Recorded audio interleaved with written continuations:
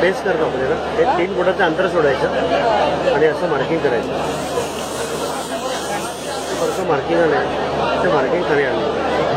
Marking यासाठी केलं आहे की या गोलाच्या आतमध्ये 3 रंग टाकायचे.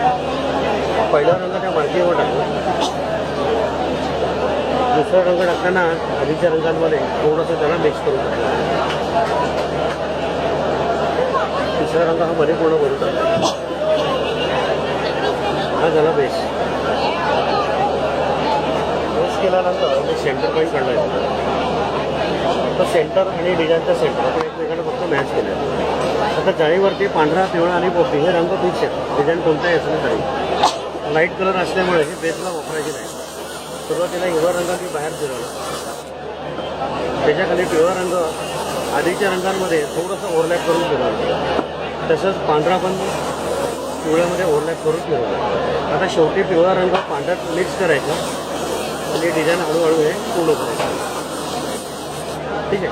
आता जे रंग आपण खाली टाकले होते ना, त्या रंगांवरती सगळं डिझाईन हे तयार. ही पूर्ण प्रोसेस यात दिलेली आहे. रंग कोणती खाली टाकायचे